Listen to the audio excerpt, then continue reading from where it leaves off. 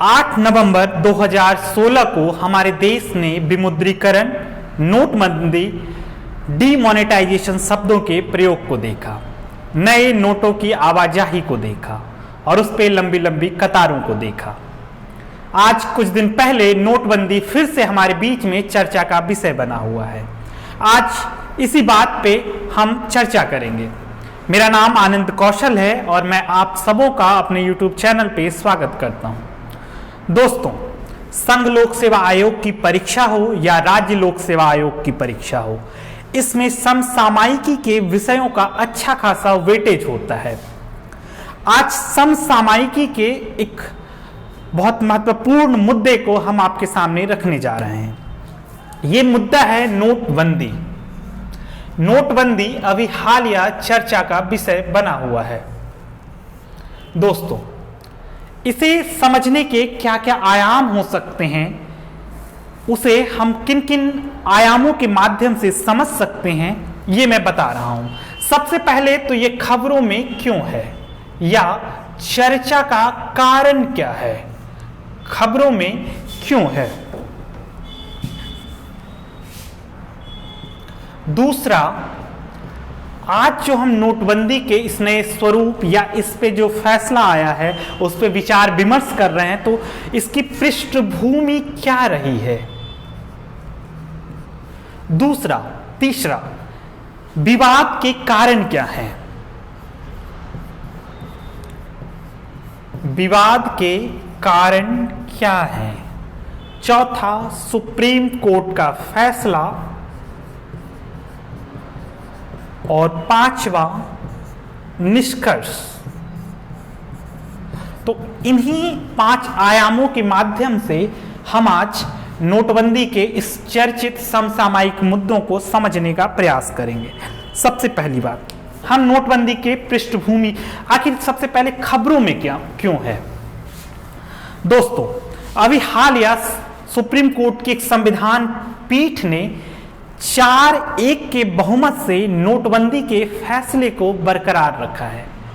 अब 4-1 के कहने का मतलब है कि उस संविधान पीठ में 5 लोगों का बेंच था, जिसमें कि 4 जजों ने, 5 जजों की पीठ थी, जिसमें से कि 4 जजों ने नोटबंदी के फैसले को सही करार दिया है और एक जज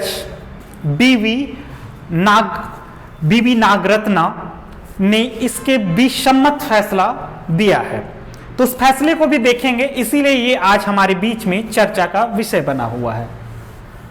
दोस्तों, अब इसके आगे की हम पृष्ठभूमि को समझते हैं कि नोटबंदी की पृष्ठभूमि क्या रही है।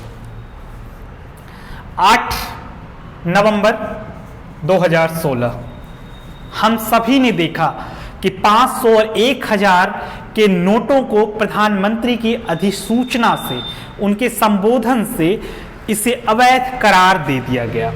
500 और 1000 के नोट को अवैध करार दिया गया, अवैध कर दिया गया। उस दिन से इसकी महत्ता नहीं रही। लेकिन क्या ये 500 और 1000 के नोटों को जो अवैध करार दिया गया, क्या ये इसका उद्देश्य था? क्या ये निहित उद्देश्य था? नहीं। इस नोटबंदी का एक निहित उद्देश्य था कि काला धन, टेरर फंडिंग, नकली नोट और डिजिटलाइजेशन को बढ़ावा देना। काला धन, कहा गया कि नोटबंदी से काला धन पे एक लगाम लगेगा। नकली नोट, जो टेरर फंडिंग होता है, हमारा देश आतंकवाद का बहुत बड़ा भुक्तभोगी देश रहा है और इससे टेरर फंडिंग रुकने में बहुत सहायता मिलेगी, ऐसा कहा गया था। और जो मानव तस्करी हो या अवैध हथियारों की तस्करी हो या जो नशीली पदार्थों का तस्करी होता है, उसमें ये नकली नोट जो तस्करी के माध्यम से आवागमन होता है, उस पे लगाम लगेगा। और सबसे जो बेहतरीन था, डिजिटलाइजेशन, डिजिटलीकरण को बढ़ावा। और ये हुआ, वाकई हुआ। जब से नोटबंदी हमारे देश में लागू हुआ है तब से डिजिटलीकरण का बहुत व्यापक प्रभाव पड़ा है और हमारे समाज में जो डिजिटलाइजेशन आई है उसमें बहुत बड़ा योगदान रहा है।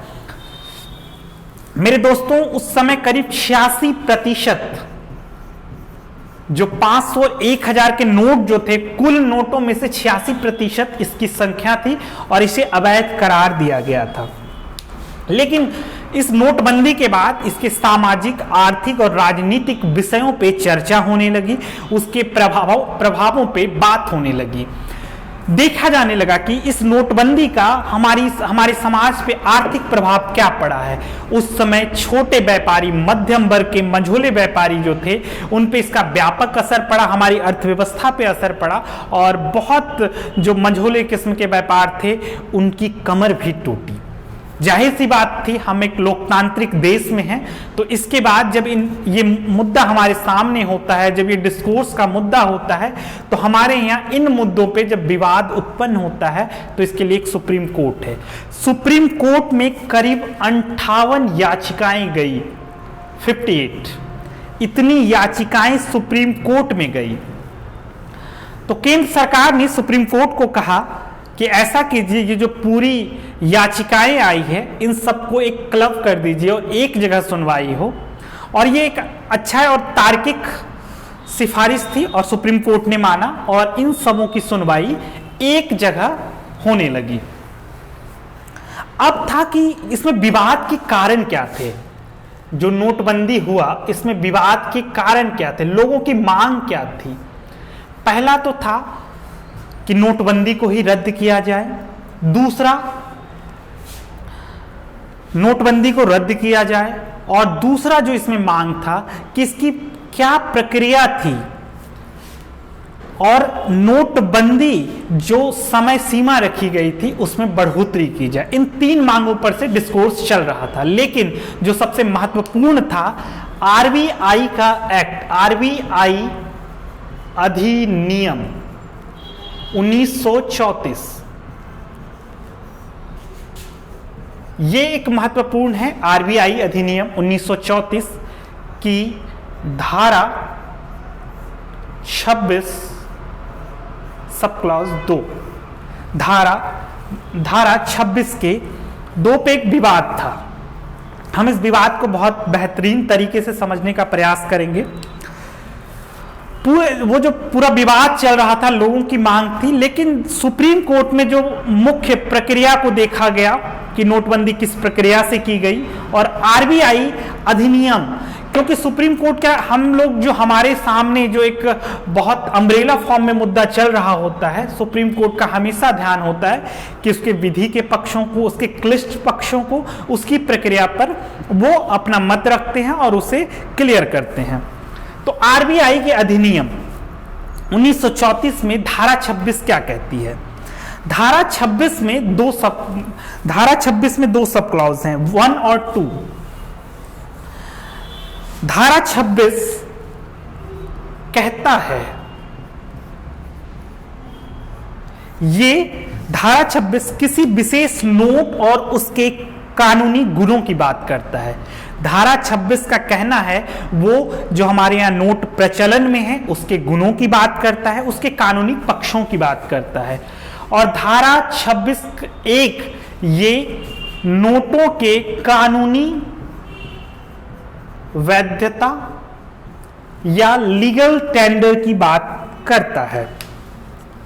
लीगल टेंडर, कानूनी नोट्स, इसमें होता क्या है कि हम जो ऋण चुकाने में जो प्रयोग करते हैं, हम जो खरीदने के लिए प्रयोग करते हैं, वित्तीय उत्तरदायित्व के लिए प्रयोग करते हैं, उसमें हमारे नोट की वैधता, कानूनी मान्यता, इसकी बात करता है। और जो सबसे महत्वपूर्ण है धारा 26 का 2, उसमें कहा जाता है, जिस पे विवाद हुआ, जिस पे विवाद के आयाम रखे गए थे, उसमें कहा गया कि केंद्रीय बोर्ड, आरबीआई की केंद्रीय बोर्ड, आरबीआई की केंद्रीय बोर्ड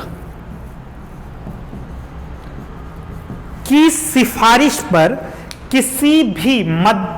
किसी भी मूल्य वर्ग के किसी भी नोट के किसी भी श्रृंखला को रद्द किया जा सकता है। मैं दोबारा इसे रिपीट कर रहा हूं, केंद्रीय बोर्ड की सिफारिश पर किसी भी मूल्य वर्ग के बैंक नोटों की किसी भी श्रृंखला को अवैध करार दिया जा सकता है।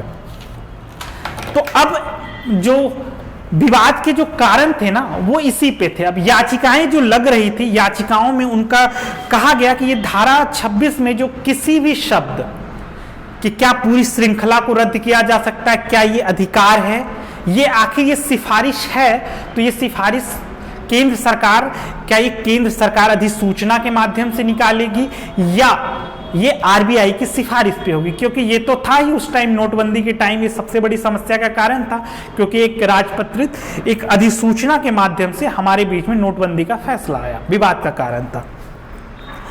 अब आते हैं और दूसरा जो इसमें कहा गया कि क्या एक साथ हम सारी श्रृंखलाओं को रद्द कर सकते हैं, इस पे बहस का मुद्दा था। अब सुप्रीम कोर्ट का क्या कहना था? सुप्रीम कोर्ट में एक संविधान पीठ बैठी, सुप्रीम कोर्ट का फैसला क्या आया? जो फैसला हालिया फैसला था जिस पे कि आज हम लोग चर्चा कर रहे हैं, सुप्रीम कोर्ट का फैसला 5 जजों की संविधान पीठ बैठी, जिसमें से कि 4 जजों ने सुप्रीम कोर्ट के फैसले को सही करार दिया और एक जस्टिस बीवी नागरत्ना ने इसे अवैध करार दिया। इस पे वो सम्मत नहीं थे, उनका जो फैसला था वो भी सम्मत था, हम उस पर भी चर्चा करेंगे। तो सुप्रीम कोर्ट ने कहा क्या? सुप्रीम कोर्ट ने सबसे पहले उसकी प्रक्रिया पर ध्यान दिया। सुप्रीम कोर्ट का कहना था कि सभी श्रृंखलाओं पर केंद्र सरकार की जो शक्तियां हैं, जो रद्द करने की शक्तियां हैं, वो जायज थी। कहने का मतलब हुआ, हम एक उदाहरण से समझते हैं, अगर कोई 20 श्रृंखलाओं की नोट चल रही हो, एकाएक हमने 18 को अवैध कर दिया गया या बंद कर दिया, अब 2 श्रृंखलाएं बची है, तो इसका मतलब क्या है? वो ऊहापोह की स्थिति बन जाती है। तो इसलिए सारी श्रृंखलाओं को रद्द करने का जो केंद्र सरकार ने फैसला लिया वो जायज था। दूसरी बात, उसमें देखा गया कि इसमें उद्देश्य क्या था, क्या ये किसी कानून के सामंजस्यपूर्ण और एक अच्छे उद्देश्य के लिए किया गया, इस पे फैसला लिया गया। उसके बाद जो मांग की गई थी कि धारा 26 को, जिसमें कहा गया था कि आरबीआई की एक केंद्रीय बोर्ड होगी जो ये सिफारिश करेगी, तो उन्होंने याचिकाओं का मांग था कि इस पूरी धारा को समाप्त कर दिया जाए। लेकिन सुप्रीम कोर्ट का कहना था कि नहीं, ये एक बहुत अच्छा अंतर्निहित मैकेनिज्म है, ये अच्छा है और ये समाप्त करने की इसकी कोई आवश्यकता नहीं है, और केंद्र सरकार ने जो भी निर्णय लिए हैं वो तर्कसंगत लिए हैं। केंद्र सरकार ने जो भी निर्णय लिए हैं वो सभी प्रक्रियाओं को पूर्ण किया है और आरबीआई की सिफारिश को भी माना है, वो उनका कहना था। अब बीवी नागरत्ना का क्या कहना था, जो इस फैसले से विसम्मत था, जो एक अलग फैसला आया था बीवी नागरत्ना जी का। उनका कहना था कि नोटबंदी की जो परिकल्पना है ना, वो आरबीआई की नहीं थी, ये केंद्र सरकार की थी। फिर उन्होंने कहा कि जो फैसले में है ना, वो देखा जा रहा है कि उसमें सिर्फ ये देखा जा रहा है कि इस पे सिफारिश किसने की, आखिर आरबीआई की सिफारिश थी। यहां तो सिर्फ आरबीआई ने पुष्टि की है, आरबीआई ने सिफारिश की थी, उसकी अधिसूचना पहले आई होती तो क्या वो हमारे बीच में है? तीसरा, उद्देश्य और परिणाम पर कोई सवाल नहीं हुआ है। कहने का मतलब है कि जो नोटबंदी हुआ था उसके बाद जो हमारी सामाजिक, आर्थिक और राजनीतिक दशाओं पर व्यापक प्रभाव पड़ा था, क्या उस पर चर्चा हुआ है, क्या उस पर कोई बातचीत हो रही है? तीसरी, अगर हम सभी श्रृंखलाओं को अवैध या बंद करने की शक्ति देते हैं तो शायद ये केंद्र सरकार के लिए एक मनमाना और असीमित शक्ति होगी। और इसी सब पे फैसला हुआ। आरबीआई की जो संविधान पीठ थी, 4-1 से फैसला हुआ। 4 जजों ने एक सम्मत फैसला दिया, एक जज ने विसम्मत फैसला दिया। कहने का मतलब है, अगर हम निष्कर्ष की ओर पहुंचे, आज करीब 6 साल हो गए हैं। आप सोच के देखिए, क्या अगर ये फैसला अभी अवैध भी हो जाता तो क्या हम उसकी भरपाई कर पाते? क्या हमारे पूरे भारतीय समाज ने उस एक झटके में लिए गए फैसले को आत्मसात किया है? धीरे धीरे हमारी अर्थव्यवस्था ऊपर उठी है। कुछ लोग कह रहे हैं कि ये जो निर्णय आया है ये सिर्फ अकादमिक और जो आर्थिक विषयों के विशेषज्ञ हैं, क्या ये सिर्फ उनके लिए है? नहीं, हम किसी फैसले को सिर्फ एक आयामी पक्षों से नहीं देख सकते। ये जो फैसला है ये बहुत तर्कसंगत होगा और दूरगामी प्रभाव भी रखेगा। दोस्तों, कोई भी जब फैसला आता है तो आगामी आने वाली सरकारों के लिए, आगामी आने वाले समाज के लिए ये दिशा निर्देश का काम करती है, वो आने वाले समय को सचेत करती है। आज नोटबंदी के इस नए फैसले पे हमने एक सार्थक चर्चा की। धन्यवाद दोस्तों।